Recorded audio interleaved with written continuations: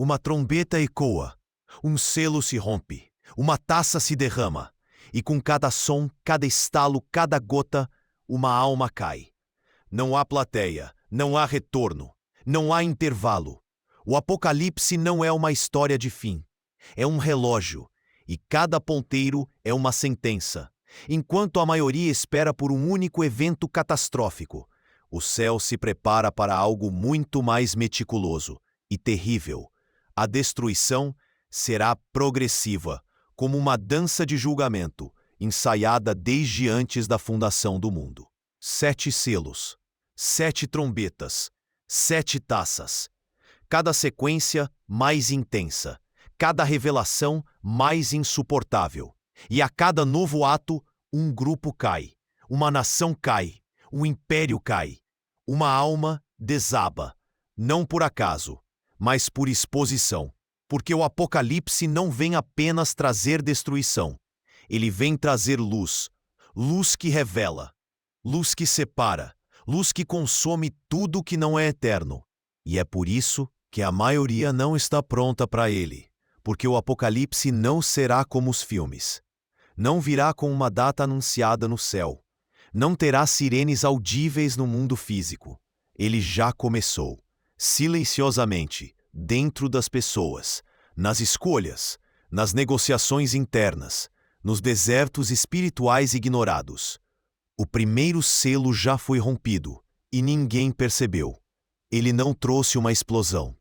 Trouxe uma figura, um cavaleiro, montado num cavalo branco, com um arco, 100 flechas e uma coroa, de aparência legítima. Mas sua missão era enganar. A guerra mais mortal começou com aparência de paz. E aí está o primeiro segredo que quase ninguém viu. Nem todo cavalo branco é Cristo. Nem toda voz doce vem de Deus. Nem toda profecia é promessa. Algumas são julgamento. O segundo selo revela o cavalo vermelho, e com ele a paz é retirada da terra. Homens matam homens. Nações entram em colapso.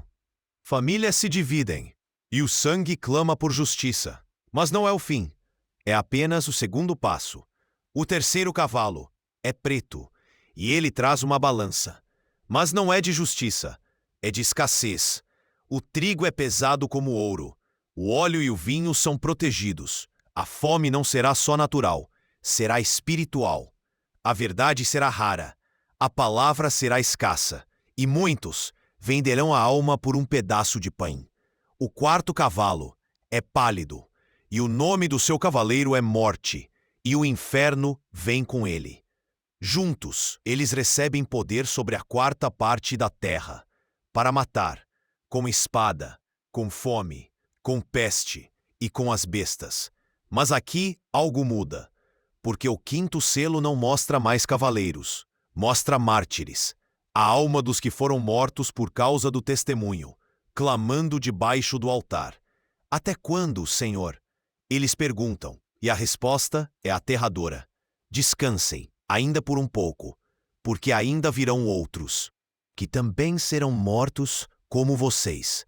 O juízo está apenas começando, e então o sexto selo. O céu treme, a terra se parte, o sol se torna negro, a lua como sangue, as estrelas caem, montanhas se movem, reis escondem-se em cavernas, grandes caem de joelhos, e todos, sem exceção, gritam por morte. Cai sobre nós, montes, escondam-nos da face daquele que está assentado no trono, e da ira do Cordeiro. Sim, do Cordeiro, porque o julgamento não virá apenas do Pai, mas daquele que foi morto e ressuscitou. O Cordeiro que não respondeu no tribunal, agora se levanta, com olhos de fogo, e essa é a virada que poucos perceberam. O Jesus que está vindo não é mais o servo sofredor, é o Rei, o Juiz, o Senhor da guerra, e ele não virá com aplausos, virá com espada. Mas antes que o sétimo selo se abra, há um silêncio. 30 de silêncio no céu, um intervalo que não alivia, só intensifica. Porque quando Deus se cala, é porque algo terrível está para começar. As trombetas. E é aqui que o mundo espiritual e o natural colidem. Com cada trombeta, uma praga. Com cada som, uma realidade que desaba. A primeira trombeta traz fogo, sangue e granizo. 1/3 das árvores queimadas. Toda a grama consumida. A segunda, algo como um grande monte em chamas. Cai no mar. Peixes morrem. Navios afundam. As águas tornam-se mortais. A terceira trombeta liberta uma estrela, chamada Absinto. Ela envenena as fontes, e muitos morrem por beber dela. A quarta atinge os céus. O sol, a lua, as estrelas escurecem em 1/3. O dia perde sua luz. A noite se torna abismo. E antes da quinta soar, um anjo grita: Ai, ai, ai, dos que habitam na terra. Porque o que vem agora não é mais natural, é demoníaco. E aqui começamos a entender o verdadeiro terror do Apocalipse. Não é apenas o fim do mundo físico, é o descortinar do mundo espiritual. Um abismo se abre, e dele saem criaturas como gafanhotos, mas não são gafanhotos. Têm rostos humanos, cabelos de mulher, dentes de leão e ferrões de escorpião. Eles não matam, mas atormentam por 5 meses, e as pessoas desejarão a morte, mas ela fugirá delas. Por quê? Porque a morte não será mais o fim, será apenas o começo. E é aqui que tudo se intensifica, porque cada trombeta é um novo nível, cada juízo é mais profundo, e a cada minuto alguém cai, não por acidente, mas porque o que estava oculto está sendo revelado. O Apocalipse é como um scanner divino. Ele mostra o que é verdadeiro e consome o que é falso. A cada nova profecia, um véu é rasgado, uma mentira desmascarada, um nome removido. E é por isso que muitos não suportarão, porque o julgamento não será apenas global, será individual. Deus não apenas tocará a terra, Ele tocará corações, motivações, segredos, e muitos cairão. Não porque Deus os derrubou, mas porque a verdade os expôs. Quando a sexta trombeta soa, a terra não é mais a mesma, porque agora 4 anjos são soltos.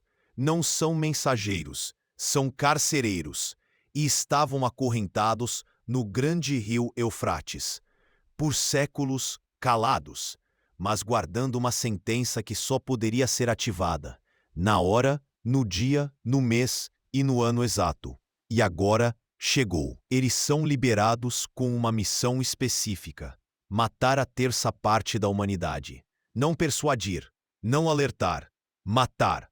Mas não o fazem sozinhos.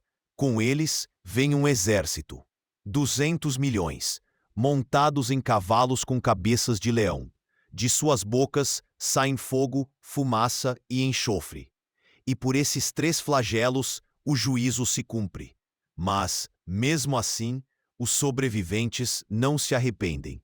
Continuam a adorar demônios, ídolos de ouro, prata, pedra e madeira, e não deixam suas feitiçarias, imoralidades ou assassinatos.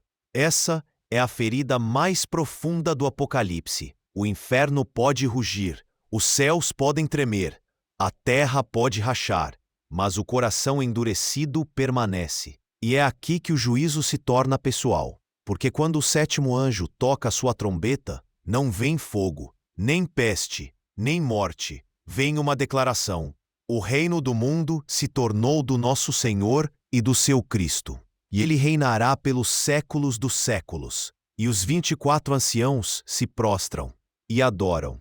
Mas essa proclamação é um prenúncio, porque o que vem agora são as taças, não mais selos, nem trombetas. Agora é o derramamento final. Cada taça, um cálice de ira, sem mistura, sem misericórdia. A primeira traz feridas malignas sobre os que receberam a marca da besta, úlceras visíveis, dor insuportável. A segunda, transforma o mar em sangue, não simbolicamente, literalmente, como de um homem morto, e tudo que vive no mar morre.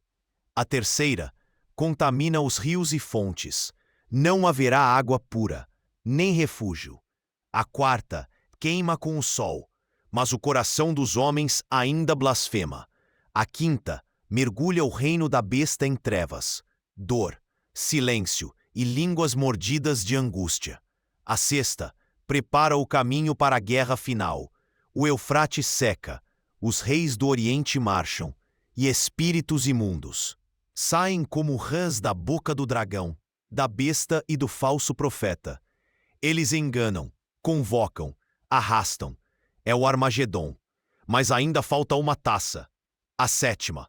E quando ela é derramada, uma voz grita do trono: está feito. Há relâmpagos, trovões, um terremoto como nunca houve desde que o homem existe sobre a terra. Cidades caem, ilhas somem, montanhas desabam, e do céu caem pedras de quase 40 quilos. E mesmo assim, os homens blasfemam. Esse é o clímax do Apocalipse. Não um espetáculo de destruição, mas uma revelação brutal do que há no coração humano. Porque o Apocalipse não é apenas o fim do mundo físico. É o desmascaramento final, a última exposição, a separação absoluta entre o que é e o que finge ser. E essa é a revelação mais ignorada. Cada selo, cada trombeta, cada taça é uma voz, não de destruição, mas de revelação. Porque Deus, antes de julgar com fogo, julga com luz. Ele mostra, ilumina, expondo a podridão onde ninguém via, arrancando a maquiagem da religião, rasgando as cortinas das intenções.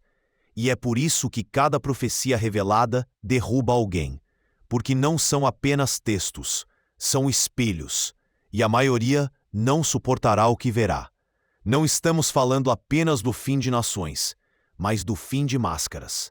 Pastores cairão, governos tremerão, influenciadores desaparecerão. Mentes serão tomadas pela loucura, porque a verdade vai gritar, e os que não forem verdadeiros vão cair. Como Ananias e Safira, como Jezabel em Tiatira, como os fariseus diante do Cristo. A luz da revelação não apenas cura, ela também mata, porque a glória de Deus ou transforma ou consome. E o Apocalipse é a plenitude dessa glória. Não haverá zona cinzenta, nem espaço para o morno, nem tempo para reconsiderar, porque nesse tempo a sentença já foi selada. E por mais que muitos digam que tudo isso é simbólico, o inferno não brinca com figuras de linguagem, e o Cordeiro não brinca com a justiça. Eis o ponto que mais assusta: o Apocalipse não virá. Ele já está vindo, silencioso, progressivo, imparável, e a cada nova revelação, alguém é eliminado. Não por uma força exterior, mas porque o que há dentro deles não pode permanecer diante da glória. O que é corruptível será destruído. O que é eterno permanecerá. Mas apenas um tipo de pessoa atravessará esse vale: os que têm o selo, não o da besta, mas o do Espírito. Homens e mulheres que preferem ser perseguidos a serem aplaudidos, que trocam aplausos humanos por aprovação divina, que jejuam em silêncio, que oram no escuro, que não negociam o altar. Eles não são populares, mas são protegidos. Eles não são muitos, mas são marcados. Eles passarão pelo fogo e sairão como ouro. Porque enquanto cada profecia revela, eles não caem, eles se curvam. Porque o Apocalipse para os santos não é terror, é redenção. É o momento em que o invisível se torna visível, e o injustiçado é exaltado. É o dia em que as lágrimas serão vingadas, as orações respondidas, e os mártires ressuscitados. Mas para isso é preciso permanecer em pé, diante da trombeta, diante da taça, diante da glória. E agora, a pergunta final: se cada selo revela, cada trombeta expõe e cada taça sentencia, o que será revelado em você? Você está preparado para ser visto por inteiro? Porque no dia em que o céu se abrir, não haverá onde se esconder. Tudo será luz, tudo será verdade, tudo será eterno. E os que permanecerem de pé brilharão como o sol no reino do seu Pai. Mas os que caírem serão lembrados, como aqueles que tiveram todas as chances e escolheram as sombras. Se essa mensagem te confrontou, comenta aqui embaixo com uma palavra: luz. Se te fez pensar em alguém, compartilha. Se quer saber mais, assista ao próximo vídeo, porque as revelações ainda não acabaram.